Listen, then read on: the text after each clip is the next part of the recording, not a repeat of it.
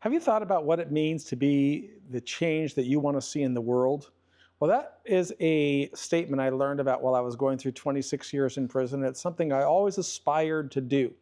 But while a person is serving lengthy terms in prison, you're separated from a lot that we see in the world, that we take for granted in the world. I mean, for example, I didn't see water for 26 years, for the entire time that I was in prison. I didn't get to interact and mix with the people who were important to me and whom I loved and who loved me. And I didn't get to experience nature. That's the reason that when Carol, my wife, suggested that we travel to San Diego to visit the San Diego Zoo, I said, that sounds like a great opportunity for me to bring a part of life into the prison experience. So what you're going to see here is a video that is relatively long. We will make a separate version of independent videos, but this video is going to be the entire video of our trip to the San Diego Zoo. Now, the San Diego Zoo is one of the most famous zoos, certainly in the United States and probably around the world, because it's been developed over many decades with a lot of contribution from people from all over the world who have made it happen. In fact, today we are going to visit the panda exhibit. And the panda exhibit is something that comes to San Diego periodically, but because pandas are such an endangered species, the zoo has to develop relationships with zookeepers, I guess, in China, and they send them back and forth.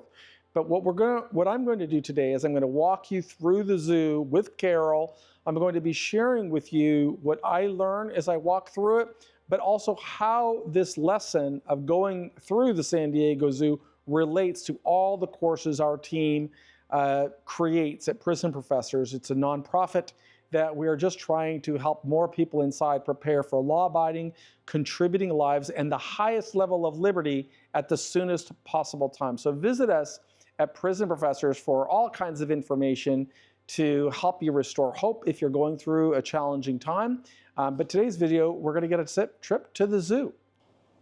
Today we're at the San Diego Zoo, where I wanted to show some of the people in prison some of the cool animals that they may not have seen for a long time. And one of the first ones that we saw and decided to film is right here. It's called the crowned eagle, and it's standing right there. This is called a super predator for Africa, and it can capture other animals. If you can see it right there, it can capture other animals that are 4 times its size. The fun fact is it says it has keen eyesight, it has a hooked beak, and gripping talons make the crowned eagle a top predator in the African forest. It has the strength and power to catch prey more than 4 times its size.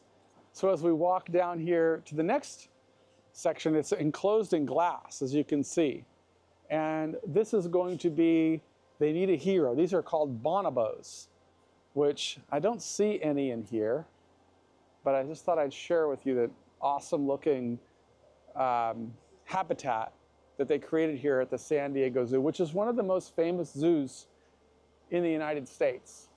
So I don't see the animals. They must be sleeping. We got here pretty early with intentions of spending the full day, knowing that people in prison don't always get an opportunity to see nature like this, even if it is a manufactured nature that we see here at the San Diego Zoo. So over here, we have something called the vervet monkey. And it says it lives, interactions include grooming, chasing, wrestling, and playing. These monkeys have a variety of predator-specific alarm calls. It says that these are stable. They live in the savanna woodlands of southeastern Africa. And I think it looks like they live in savanna trees, which provide them with food and shelter. Oh, I just saw one crossing. Now we're seeing one there. I don't know if you could see it. There he is. Look at that, you're on camera. I hope you can see it walking. So that is the vervet monkey. We are on this section here that are, I think, for the big apes. But you'll see a lot of, I mean, it's like really walking through the jungle. They've really done an amazing job here of showing animals. And I know that, you know, when I was incarcerated for 26 years, I didn't get to see a lot of this. I didn't get to see any of this. I felt like I was an animal in the zoo. In fact, there's a funny story that when they would bring tour groups through the prison. When I first started, I was in a high security penitentiary. And when they brought tour groups through there, they would make all of the people, they called them inmates. I was called an inmate, like an animal in here. And they'd separate us all and make us live or be separated from the people. And I remember watching the people and thinking to myself, wow, I really just want to connect, you know, because everybody was looking at us and, you know, it's very inhumane, but it's part of the nature, you know, you just have to learn how to survive in there. So we somehow stumbled into the area where the birds are, and here we could see emerald starlings, golden breast bunting, crested kua, and the blue-naped mousebird. And you can hear them. I don't know if you can hear them. I can hear them as I just film around here, and you can see just the really beautiful foliage. There's some birds right there. I don't know if you can see them. But let me just continue walking through the zoo, and I'll film with you and take you on this tour with Carol and me. You can say hi, Carol. Cold day. It's a cold day. She said it's a cold day in California. We're kind of dressed up for it. But we really just wanted to provide this view of the world to people who don't get to see it. You know, when I was incarcerated, I missed seeing water. I missed seeing animals. I missed being with my family. And on the Prison Professor's channel, we just want to share as much as we can. So this is the gorilla section. Is this a silverback gorilla? I don't know. Let's see if we could find some literature on it. So yeah, this is Maka the ace, intelligent, sensitive, and brave. Denny, the little prince, independent and fearless. Ikuba, ruler of the roost, smart and determined. Gorillas are native to the dense forests of equatorial Africa. It shows down there near a community called Cameroon in the South Atlantic Ocean. But there's the actual animals right there. There's a big one right there. And there's others that are walking around. It's really quite something the way that they've built this habitat, which, you know, obviously is not exactly where they're used to living, but it's awesome for us humans to be able to see them. Carol and I like to come here to the zoo periodically. This is the western gorilla. Its location is the forests of equatorial Africa. It's called the silverback. An adult male gorilla is called a silverback because the hair on his back is silver gray. And logging roads improve accessibility to previously remote gorilla habitats, pulling these primates in peril, but they are an endangered species, as Carol just pointed out. Let's see if we could find and get another view. I see a big silverback over there. There's quite a few of them down there. This is awesome. They're coming up. Look at them. Look at it. Look at that big dude there. So I told him I wanted to see my brothers and sisters in prison, and there he is. The silverback. It's another big one coming up.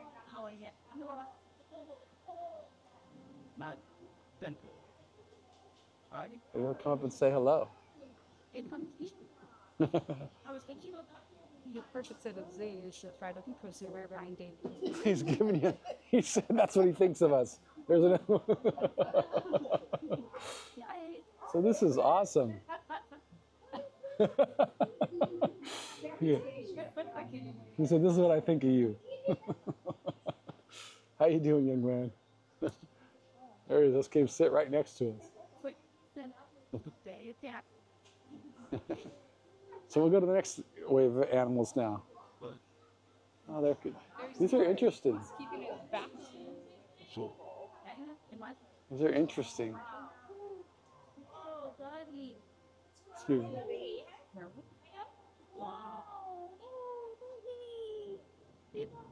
The silverback. Oh, they're fighting down there.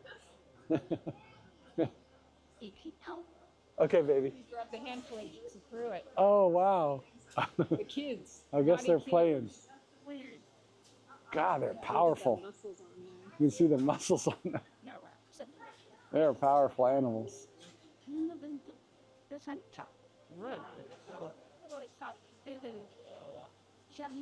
What's he got with his rag?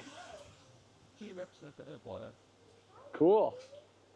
So I really am always fascinated by snakes. And you don't have the ability to see this on YouTube, but sometimes I like to watch these snakes. And there is a, right here we're looking at a, I say venom, you say poison. We say snakes, it says, we say snakes are venomous and plants are poisonous. But why? Venom and poison are both toxic and come in many forms. The difference lies in the delivery. Venom is a toxin delivered by injection. Think of a rattlesnake's hollow fangs that are like a hypodermic needle. Other animals that inject venom include scorpions and bees and wasps and black widows. Poison is also a toxin. It can be in the form of a plant or the secretions from a poisonous frog. But poison must be swallowed before it becomes lethal. So that's the difference between venom is a toxin delivered by injection and poison must be swallowed. And there is a snake. I didn't say, I don't see anything here that tells me what kind of a snake it is. What else do we have here? And here we have water, a water tank. Carol's pointing out a turtle right there living underwater. Can you see that? I don't know if you can see that. I don't see. I'm trying to show you. You probably see the reflection more than you see anything else. Be the change. Look at that. Be the change you want to see. It's one of the things we always talk about at Prison Professors. Be the change. So here we have another tank with beautiful fluorescent fish. And apparently there are pygmy hippos in there.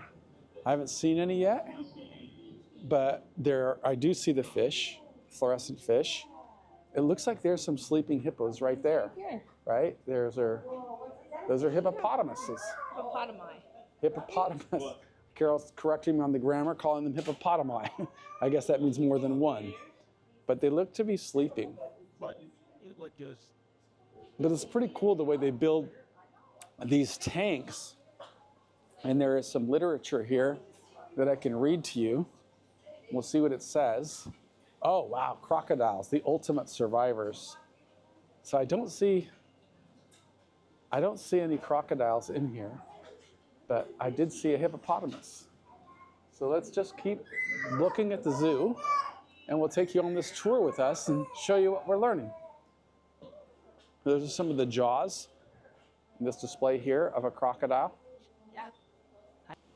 So the rain started coming down kind of hard, and I decided to take this opportunity to film a little bit about why we are here and what we could learn from coming to these types of exhibits.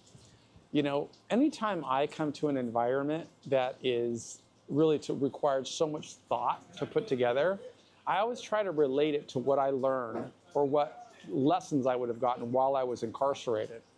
While I was incarcerated, I understood that I was separated from the world, but I also understood I could learn from people who had a vision and built something. And clearly, to build something as extraordinary as the San Diego Zoo required a tremendous amount of thought. Somebody at one point had to decide we need to have an exhibit to educate our children and the community about animals and nature all around the world, so that what can we do always to get that outcome? What can we do to teach our children without having to take them to Africa or India or Asia or some other area of the world? How can we teach them to educate them? And somebody, in my view, had to have that vision at some point, which required them to think, okay, how are we going to do that? Well, we're going to have to raise enough, first of all, locate a plan, build a plan, and that plan would say, this is what we have right now, this desire to build a natural habitat where we could bring animals from all around the world and they could live in a simulated environment and allow us to create exhibits so that people could learn from them. And just that concept would require what? It would require a tremendous amount of planning. because you'd have to have experts in Asian habitats, African habitats, Indian habitats, South American habitats, places from all over the world, because we don't know, like I don't know what kind of nature, what nature exists over there. I don't know what kind of elements they have to create, but somebody had to figure that out. And to do all of that, it starts with a plan. And that plan has different stages, right? You don't start with the idea of saying, well, we don't have a habitat yet. We don't have this yet. We have to have a plan. So we have to go and get all of that expertise, subject matter experts from all around the world. And those subject matter experts then will come and say, okay, this is what you need to build. And that requires then, next step perhaps is engineering and architecture. Next step is maybe location, and you have to find enough land. And if you need to get enough land, that might mean putting together different parcels, because different people own land. Maybe the state owns land, maybe individuals own land. They can, in America, they're, as part of our nation's government, they have this concept called condemnation, where they can force people to sell their land for the greater good of the community. And at some point, somebody had to do that to build this enormous complex known as the San Diego Zoo. And so they built the San Diego, they had the idea, then they had to get the capital together. And you'll see periodically as I'm touring through here, this gratitude that they express to all of the sponsors and benefactors of the San Diego Zoo, who put together a group, enough money to, first of all, acquire the land. Then imagine the enormous capital that went into constructing all of this. As I walk through here and tour this facility, and the rain's about to stop, so we'll go back on tour right now so I could show you. But imagine the amount of money it took to build contractors. But it wasn't only money that was getting wasted, it was money that was providing jobs. So maybe they raised, hypothetically, $100 million to acquire the land, and maybe another $100 million to develop the land. Well, you think about that, you can amortize that over, maybe they said 100 years. And they said, okay, well, if we think of it in terms of a longer term plan, you have this concept that we teach in all of our courses at Prison Professors. What does it mean to be the CEO of your life? You got to figure out, what is the result that I want? It doesn't exist right now. Right now, I had to think like that when I was locked inside of a solitary cell. What did I want? I wanted to be able to come back to society strong, with my dignity intact, and with opportunities to prosper. I didn't have that opportunity. I had to go through the time of prison, so I couldn't make that happen. What I could make happen is all of that planning. I could focus on, well, if I have a plan, then I will open opportunities for me in the future that don't exist right now. That plan required me to do what? I've written about it in all of our books. 1, I had to visualize the best possible outcome. 2, I had to put priorities in place. After I had my plan, I had to put priorities in place. And for me, the first step was going to be to get an education. Because in prison, when I went into prison, I was 23 years old. I'd been a terrible student. I didn't know much about the world, and I had to learn. But I felt that if I got an education, I could take next steps and figure out pathways to contribute to society in meaningful, measurable ways. I'm still trying to do that right now by creating these videos and contribute to society, helping people in prison see something that they may not otherwise get to see. And then the third is to build a strong support network. If I work really hard, people would believe in me. That's the strategy that you'll see in all of our work at Prison Professors. And it's really what I want you to be thinking about right now. You may not be able to live the life that you want to live right now, but you could absolutely prepare. And you could absolutely believe that more opportunities will open in the future than exist right now. That's what it means to be the CEO of your life. Not complain, but instead focus on what you can create. And I've never, as I always say, I'll never ask anybody to do anything that I am not doing. I'll always be honest with you. And I'll never ask anybody to pay me a penny. I can only do that because of those decisions that I made when I was inside of a solitary cell. And today I'm going to continue on a tour through the San Diego Zoo. It looks like the rain has stopped. So let me turn it around and show you where we're going to go next. And just walk you through this area. I think we're just going to walk. Carol, where would you like to go next? Down this stairs right here? And look at this view. It's really extraordinary. It's funny because it looks like you're in an African jungle when you're looking down here. But if you look up there, you'll see little secrets of civilization with those high-rise buildings in the distance. So I don't know what's coming next, but I look forward to sharing it with you. And I hope that you're finding value on this tour through the San Diego Zoo, where we'll have intermittent rainfall and sunshine. This is California. So we've come to the next area, okapis. And they're forests in Democratic Republic of the Congo, and they're like male giraffes. Okapi males grow skin-covered horns called ossicones. Disappearing, armed rebels illegally hunt, log, farm, and mine in protected forests of the Democratic Republic of the Congo, and okapis vanish. And you see some over there. Look, I thought it was a zebra just because of the design on their, I don't know what you call that, their fur or their hide, I guess. My wife was also telling me a little bit more about the purposes of a zoo, which she wanted me to share with you. There's a hippopotamus there taking a little bath, which is kind of cool. You see the water shooting out. There's another one there underwater. And it's my understanding that the hippopotamus is a pretty dangerous predatory animal. My friend Greg Reyes, who I've written about before, has gone on African safaris, and he has told me about the violent nature of a hippopotamus. I think it was a hippopotamus that he said it was a super violent. Also a rhinoceros, I guess because their jaws are so big. And they can move very fast in water and on land, right, Carol? But Carol was telling me something also about the zoo and the purposes of the zoo. And she spoke about conservation and preserving animals to live so they don't become extinct. And so zoologists and people who study animals and habitats and natural habitats, they create this incredible facility that really mimics other parts of the world and brings these animals here. And they study them so that they will breed and so that they never lose them. And you could look even there's some modern engineering there in the far right. I don't know if you can see it. But it is like a factory that's pumping and filtering to keep it veiled, so that massive animal there. You look at its jaws opening as it's drinking the water and taking a bath. It's kind of cool. So anyway, I'm learning as I walk through there. There's some very colorful ducks, or they look like ducks. I think they're called ducks. They're probably some exotic animal, but to the untrained eye like myself, it's just a duck.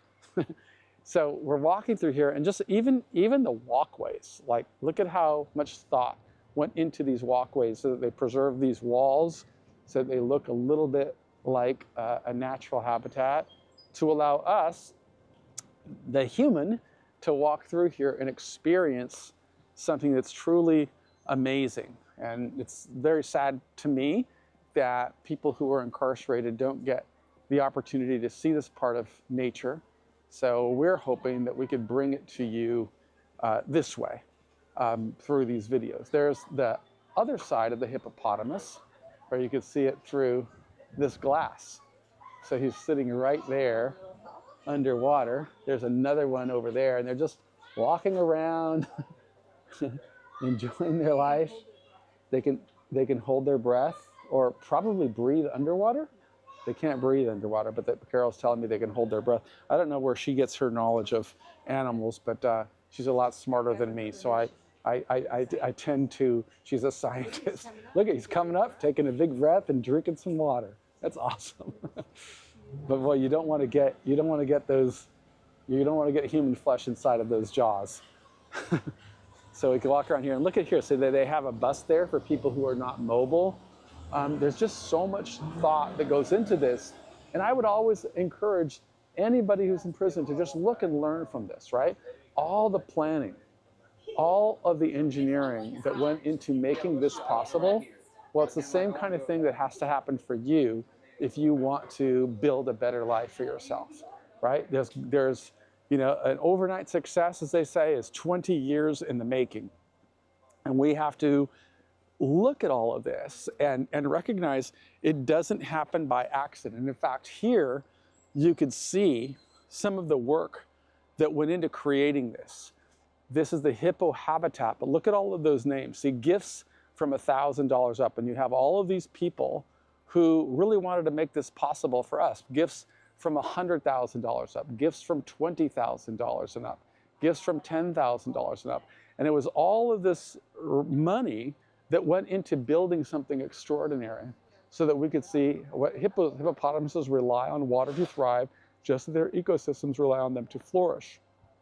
So it's something that I enjoy sharing because it allows us to put into practice all that we try and teach through our courses, which, you know, is, I'm just going to just kind of talk about it as I'm walking through here. I want to give some context to what do we say in the Straight A Guide. You know, you got to start by defining success. Somebody had to define the outcome of what they wanted to build from the very beginning. They had to start by figuring out what is the goal here? What is the result we're trying to achieve? And they wanted to build this amazing area right in the metropolis of San Diego where anybody could see the world.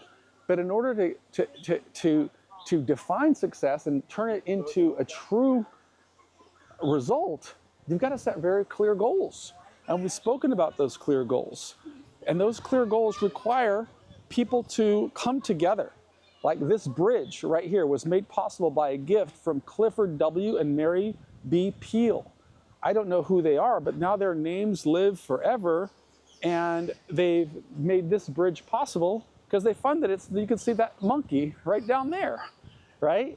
And so it is the way that the world grows and evolves with other people contributing. Look at that monkey climbing, right? It's amazing.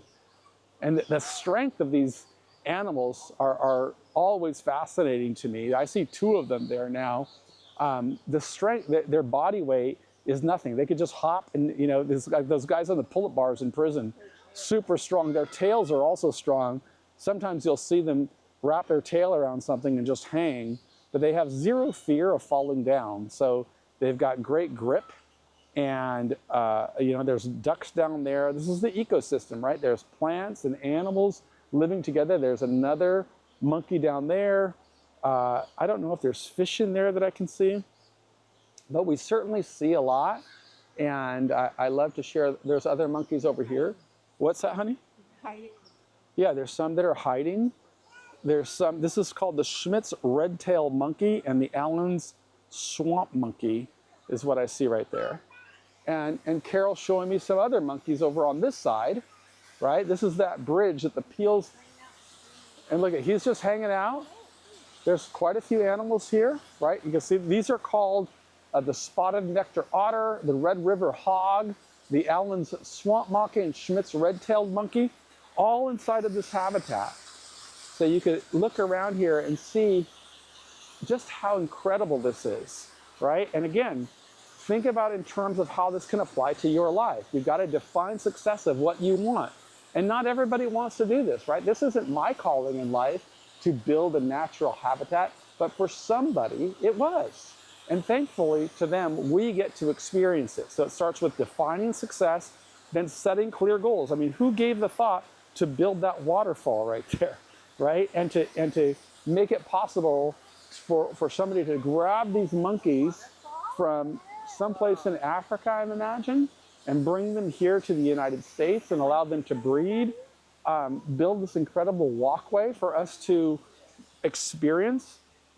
This is really fun for me to be able to bring this and share it with as many people as possible in prison. Look at the engineering here. This is glass, and you can see the water line is right here, if you could see. And yet this glass is so strong. There's rubber there. I mean, all the engineering, all of this relates to exactly what we teach in the Straight A Guide. Somebody had to define success of what exactly they wanted to build, and then they had to set very clear goals to make it happen. And those are the first two, the prerequisites to achieving anything. So this is the Yun Chuan, is an active male, but it is known to be quite gentle. Yun means cloud in Chinese, which seems to suit his peaceful nature. So this is interesting. we're going to see some pandas now.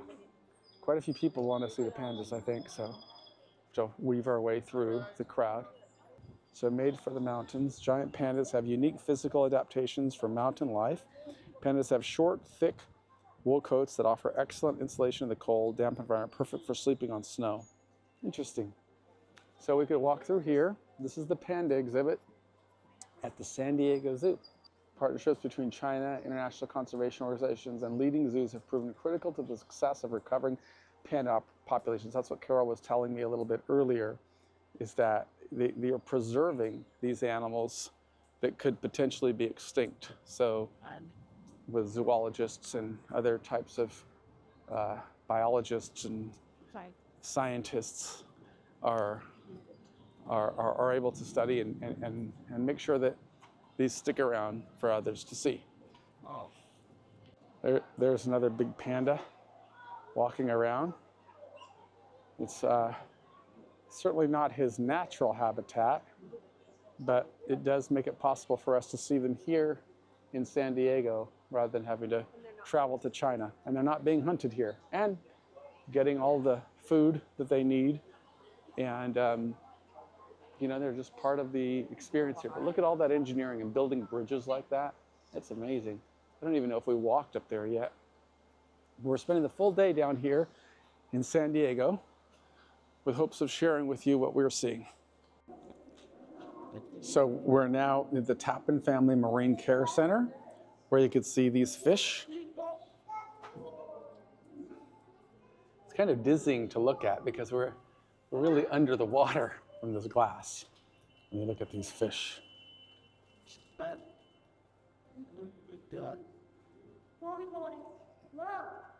It's really quite a weird way to see an aquarium from underwater. And I don't know what else we'll see in here. I don't see anything else other than bubbles coming up right here, which is how I guess how they keep the air in there. As we walk through this underground area that might show us some sharks and some penguins. This is the marine area, and these are all the people that make it possible. So this is the African penguin. Simon. You see them swimming underwater. There's Scott. They've actually got names on them. You see there's some standing up there. They're pretty small. Swimming along in the water. This is the underwater view made possible by the Deborah and David A. Hawkins sponsorship. It's pretty cool the way they build these habitats here for the penguins. And you can see how much the children like watching them here at the zoo in San Diego.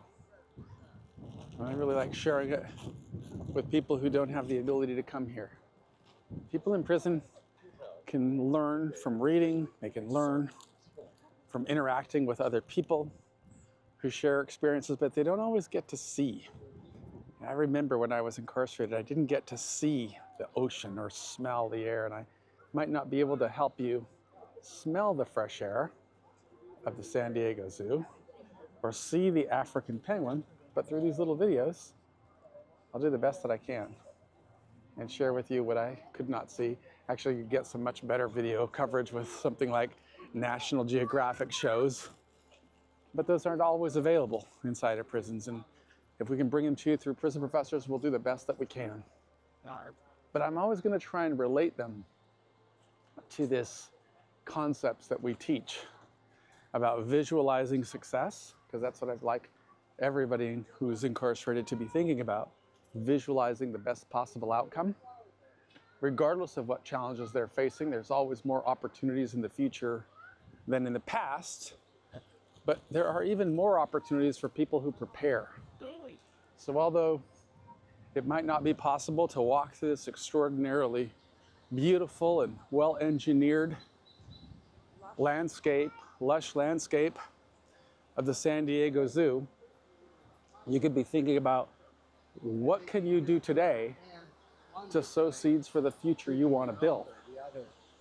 And you can certainly turn down the volume if you get tired of hearing the same message over and over again that I try to give, but I will always say The only reason I'm able to build a life where I get to devote all of my time to doing something I'm passionate about is because of those decisions that I made while I was incarcerated. To learn and about different markets and opportunities to create my own income stream. Because I realized there's probably not going to be many jobs available to me. Here we're going into the Rady, Madagascar habitat and falls. And I don't know if you can hear the sound of that waterfall, but it's deafening as you walk through this man-made cave. And we just try and share with you exactly what I'm seeing with Carol, my wife, who's eating my chips.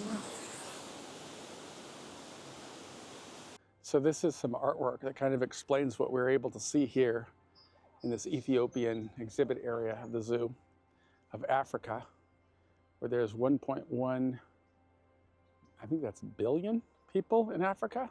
It's 16% of the world's population. Over 50% of Africans are under the age of 25. There are 54 different countries on the continent. They speak 2,000 languages, and there are 3,000 different ethnic groups. The world's second largest freshwater lake is Lake Victoria. The world's largest desert, which of course is the Sahara. The world's longest river, which is the Nile.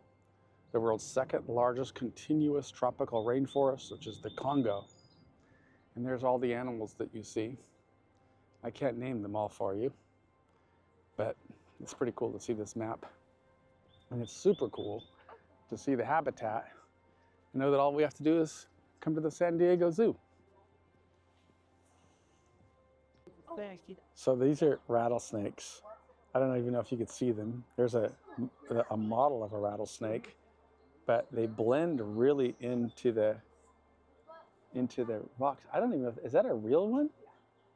Look at the bottom. That's a real snake, okay. And there's another one sitting over there.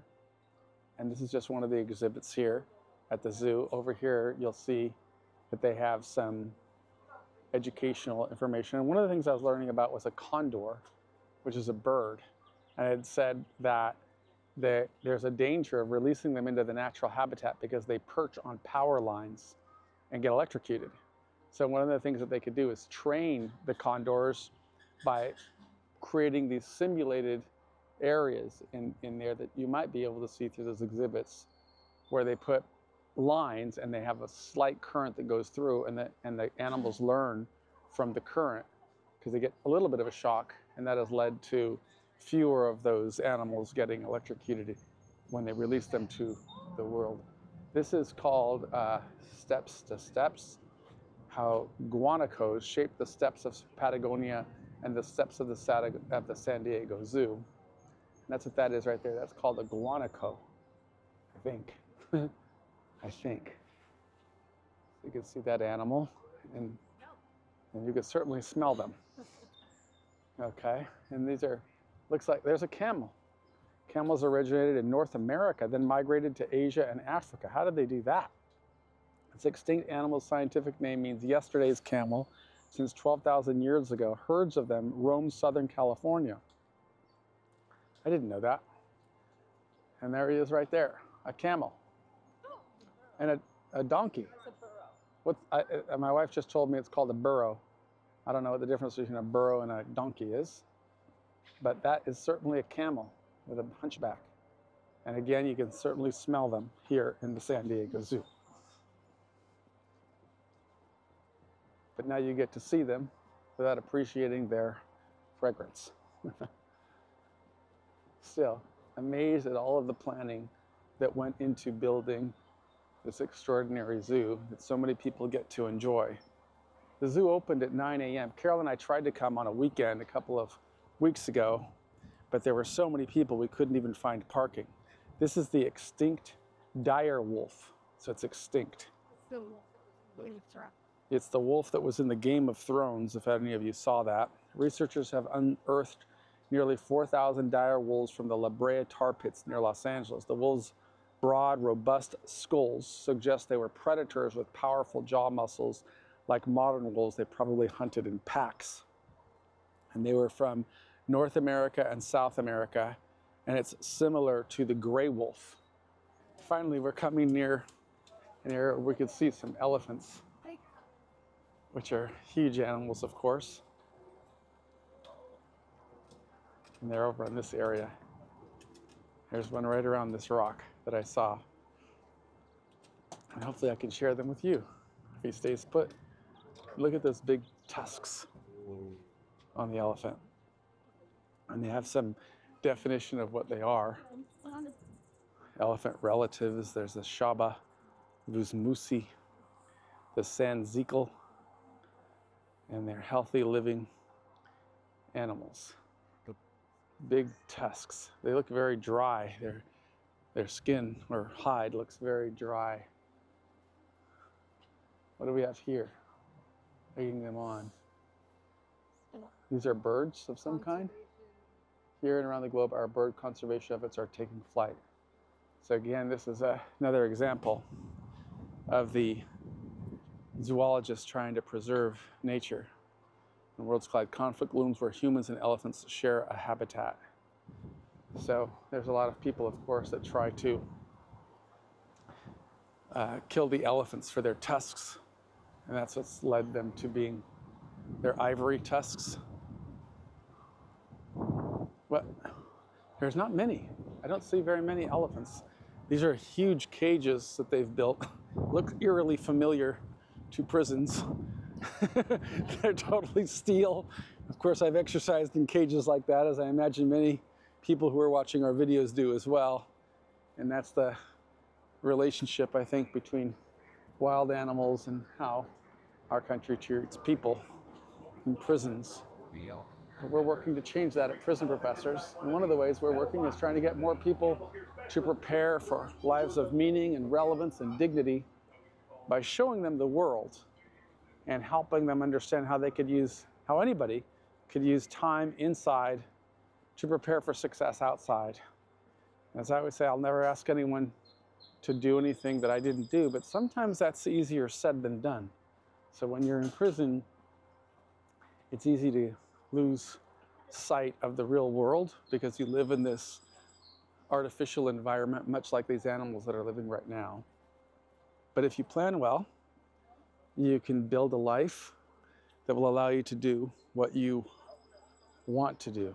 And there's that old saying that says, if you love what you're doing, you never work a day in your life. And today is Monday. I think it's the 4th or the 3rd of March.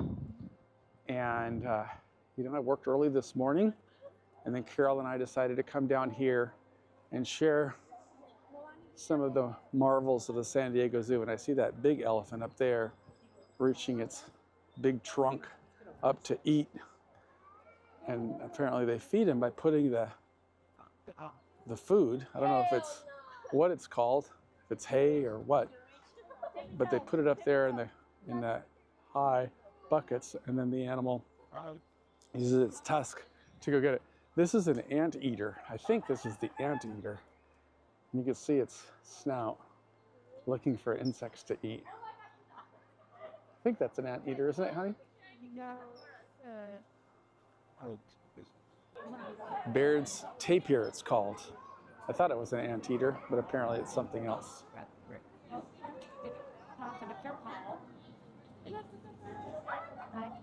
Let's see what else we can find as we continue. Tapir, yeah. It looked like an anteater that we see. We live in Orange County, and there's a university there called UC Irvine. They're called the Anteaters, and it kind of looked like their mascot. So I thought it was an anteater.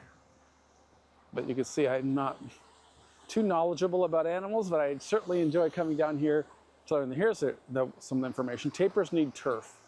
Loss of forests makes survival a struggle. Tapirs have been around a long time, but there aren't as many as there used to be. When people clear forests to raise crops, the animals lose their food and have trouble finding mates. I don't. So there's one sleeping down there. And what would the world be like without tapirs? I don't know. But we can sit here and be thankful to the San Diego Zoo and all of the people who make it possible so that we could just come down here for an afternoon and see the elephants there eating. Okay. See this big snout eating out of the high thing in there. They're pulling down grass or whatever, and they're just eating. That's a big animal. It's a pachyderm. It's what? Pachyderm Carol says it's a pachyderm, but I don't know what that means. species. Oh, the species. Oh, okay. And we can walk around here and see the jaguar habitat. I haven't seen any jaguars, except the ones that I've seen on the road, jaguar automobile. But there's a jaguar. Oh, they live in trees. Okay, so that's why he's sitting up there. Beautiful cat. It's a big cat. And what do we have in here? That's the jaguar habitat. And we have some indoor exhibits, but I don't see any animals. So I guess that's where it comes when it wants to get away. The American lions. Lions. Oh, lions. King of the jungle. And when we were here last night in the lion habitation. Yeah, so there's an African lion right here. And you can see him with his big mane, just relaxing and enjoying the sun.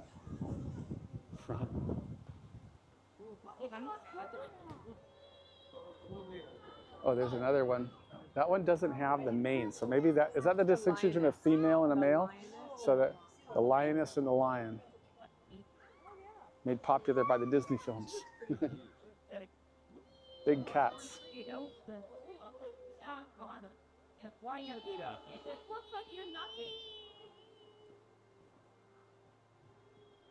Animals from all around the world here in San Diego in this extraordinary zoo. So what are we seeing here? I don't know. What do we have here? These are the bones, I guess, of the older animals. This is from, there's an area in Los Angeles called the Tar Pits in La Brea. It's in LA, right? I think it's in Los Angeles. I've never seen it. Culver City. Okay. So that's where they have been able to see all of these animals that were embedded in the tar pit. I don't even know where the tar pits came from. Let's see what we have over here. Got it. Besides an extraordinary view, there's a big bridge.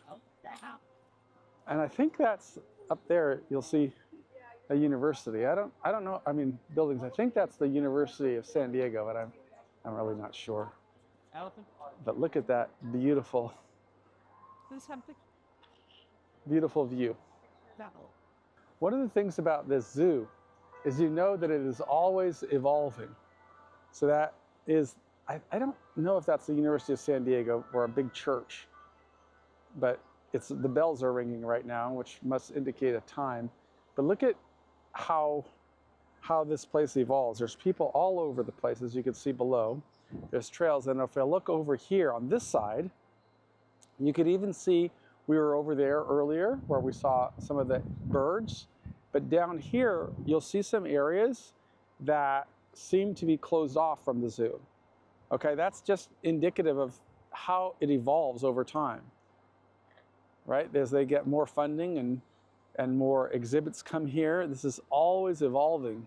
That skyline there is for a tram that runs across, and it was closed because of wind earlier this morning, but right now the weather's pretty nice, and I hope that it'll open so I could take a ride on that tram and share with you what we see. So here's the gorilla again. We've seen the silverback before. They seem to still be walking around. And there was a little bit more education here that I wanted to share, which is the social life of gorillas. And it talks about each morning the silverback guides his troop to a new area where food is plentiful. After a morning of munching, gorillas rest, then eat again until bedtime. A group of gorillas that live together is called a troop. A strong, experienced silverback leads his troops of adult females and their offspring. He decides where the troop goes and when they stop to eat. By the time a male gorilla is an adult, at about 13, his back is silver from shoulders to rump. A silverback is another name for an adult male gorilla. And we saw some of the silverbacks earlier. This is a troop And now Carol wants to go down this way. So we'll see what we see down here. You are here. And we're just going all through the zoo, spending a full day here, looking to see all the different types of animals. And just again, amazed by the planning that went into creating this. These are the steps that are taking us deeper into the jungle. And you'll see all of the elaborate caging or fencing that goes around to keep birds inside, I think. But also, look at this foliage of how they've got it growing, and the strength of these poles, and just so much. I mean, these stairs, everything you could look at was all part of somebody's plan. And all of the steps that went into planning, raising the money, drawing the prints, hiring the subject matter experts, getting buy-in from the community. It's all just a long-term strategy. It's the same thing that I have to do when I'm trying to change the prison system so that more people can have opportunities to earn freedom. As I wrote about it, in Earning Freedom, Conquering a 45-year Sentence. There's a lot of planning that goes into trying to show the world a better way than putting people in cages like this. You know, we may all make bad decisions and learn at various stages in our lives, but opportunities, I think that we as a society will benefit more if we create opportunities for people to earn incrementally higher levels of liberty. Because we're not animals like these animals here. We're animals with a brain and an ability to contribute. But if you can't get out of that cage right now, I would encourage you to be thinking about how you could use time inside to build. And look at all of the skills, right? Even something like this, a map like this. What are the skills that it takes to develop a map like that? Well, there are some people that need to be artists, some people that need to be writers, some people that need to be historians and biologists and have knowledge of what all of these things are. There's architects that need to design this. There are builders that need to build all of this. The reality is that, you know, there's a skill for everybody. But if you find what you really love doing, like it's pouring concrete, like these steps, or working with metal, like here, or planting trees and working with animals, or being a biz dev guy, figuring out how to raise the money to do all of this, and more importantly, tell a plan of how to get a return on investment, whether it's a return of capital, or as I try to do with prison professors, get a return on impact by helping more people who live in struggle figure out what can you do today to start sowing seeds for a better life. But I can never achieve the success that I want without help from people in prison. We've got to demonstrate that people are using their time inside to prepare for success outside. And that's one of the reasons that we launched Prison Professors Talent. It's no different than this plan here. I am trying to memorialize how society would be better off if we incentivized a pursuit of excellence and built awareness of what we could do better than building cages. You know, the cages are great for wild animals and conservation and showing, you know, these different things, these different species that live all over the world. But for people who can contribute to the world, we want to build something better. The gray zebra and the it's actually called an eland. What's it called? An eland. One more, your partner. Both male and female common elands have horns. They grow in a tight spiral. So the zebra's endangered. And the zebra is endangered. But the common eland is stable. And these are from Kenya. And here's the scoop on the stripes. A hungry lion or leopard usually picks off a lone animal for prey, but so many stripes may discourage a predator. Where does one zebra stop and another one start at? Look at the stripes. There's plains of zebras, mountain zebras, and Greves zebra. And there's more animals way up there, but those must be the elands with the tusks. We've come to the end of the San Diego Zoo here. So here's an interesting subject or vision of what changes in the world. This is the carbon in our lives, and it shows a graph starting at 1150, 1250, 1350, relatively stable, to the year 1550. That 1550 to 1650, that's probably during the great pandemic or scourge, where the plague happened. And then there's 1750, 1850, and look at what's happening. This just goes right off the charts up there, from lower levels, less than 280 parts per million, to 300 million in 1950, parts per million to 320. And then you could just kind of see what's happened here, 1985, 2005, 2020, and 2030. It just kind of shows how the world's changing. But I'm a big believer that there's always more opportunity in the future than in the past. And I believe in the ingenuity of man to build something better. I love progress. And I'm not a big believer in slowing things down. I like to speed things up. And here we're going to see the polar bears. A lot of people would probably disagree with me, but I don't know. I just, having been in prison all those years, it's made me a big believer in the power of human growth and human potential.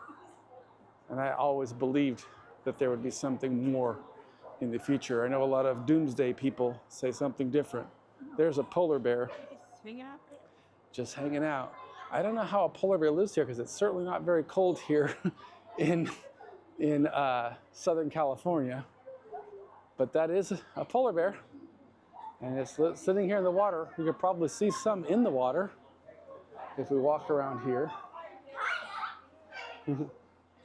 I guess they adapt like anything else, like we all have to adapt, but look at how big it is. The polar bear. So we're here at the koala bear exhibit, and you can see they're all sleeping. There's quite a few of them. I don't know if you can see it, but it's right there at the top, just beneath the roof, in their little habitat here. There's other ones that are sleeping right there at the top. There's two of them there on that post. And over here on this side, we're just going through. This is like the outback, is what it's called. So Australia, but we could also see Africa rocks and other parts of this exhibit here at the San Diego Zoo. Just to let you see what I see. Okay, so we're coming into the giraffe interaction tips. And there's the giraffes. See how huge they are, how tall they are. Getting their food up top. Their beautiful coats.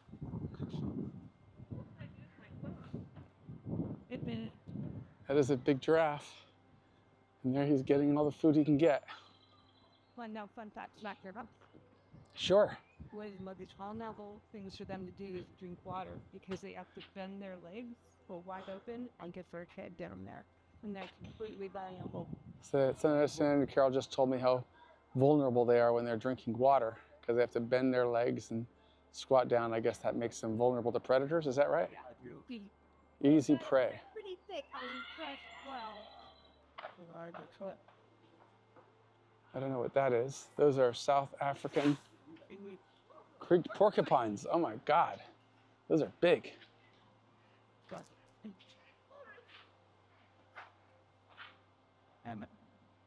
From Southern Africa, the largest rodent in Africa.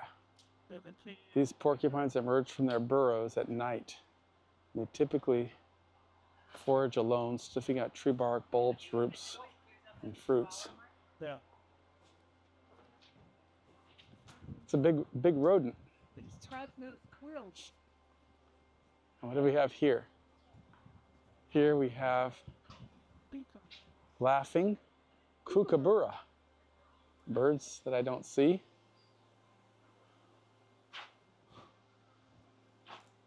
God, so much engineering goes into building something like this. Yeah, this is the greater one-horned rhinoceros. It's a very endangered species. But it says they live in the grasslands and wetlands of Nepal and India, It's got crops, not grazing area, have been taken over with the rhino. The poachers hunt the rhinoceros for their horns, which are used in Chinese medicine. They would kill an entire magnificent town like that. To save humans, which sounds like a great idea. Oh, cool. It's not proven by real scientific evidence. It's mythological. It's called Chinese medicine. Huh, interesting. So we have other animals here leading by a nose. And with it. Okay, we're coming into the reptile house at the San Diego Zoo. Let's see what kind of animals we have here. Probably some snakes. Hope I can find some. I would like to see the snakes. Yeah. But I don't see any in there. You do have to look carefully because they're kind of... Oh yeah, there's one right there in the back corner. Sleeping. And here, oh, there's some snakes. He's moving around, slithering around. This is a South American green snake. It's stable. Lives in Argentina and Bolivia and Paraguay, as it says right up there. Their bite releases venomous saliva that immobilizes small prey. Huh. He's moving around. Hardly seeing that big long snake tail going somewhere. Now it's stopped. You can see it moving. He's going underground. I'd love to see how big it is. Oh, wow. It's moving that entire log. So it's under the log. Yeah, it's right there. It's a huge, it was moving that whole log. So it's got to have a huge body.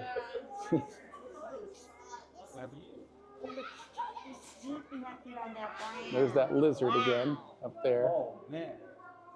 Oh, the cobra. Oh my God, a white cobra. Look at that. This is the stable cobra in the wild.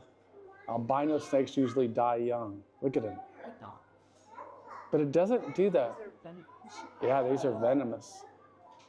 Eye-catching, they are easy targets for predators, and without taking their skin from the damaging effects, they sunburn easily. Look at it, but it's a cobra. It should have that cape, yeah, that hood like that, right there. Yeah, he's looking. He likes being on camera. Yeah. A snake. Like. See what he's gonna do. Where's he coming? It's so gross. Ooh. Doesn't say where this one's from. Oh, mainland Southeast Asia. This is kind of stationary. What a big snake. A python. The pythons use their muscles and belly scales to grip the ground and move forward. Their normal speed is only about 1 mile per hour on open ground. Wow. There's a little baby snake. That's called a... That's a little baby snake. It's just a snake. We have to go around this guy. Oh, there's more. That's called the twin spotted rattlesnake and the banded rock rattlesnake. A little just coiled up and sleeping. Pit vipers. Oh, there's a pit viper right there on the tree. On the tree. The bearded lizard, it says. There's a lizard right there to the left. Ooh, look at that animal right there. That's a Merton's water monitor. Just hanging there on the glass. With his nose above the water. The Ethiopian adder. That's an adder snake. Right there. An adder snake. From southwest Ethiopia. It's a rare snake. Little is known about the ecology of this rare snake. Only 3. There are only, until 95, only 3 of them have ever been found. They inhabit Ethiopian highlands. San Diego Zoo was the first zoo in the U.S. ever to breed this species. Small home, the mountain viper. Oh, look at that big viper. That's a big snake. And there's one in the back. To the back, and this one right here in the front. From China.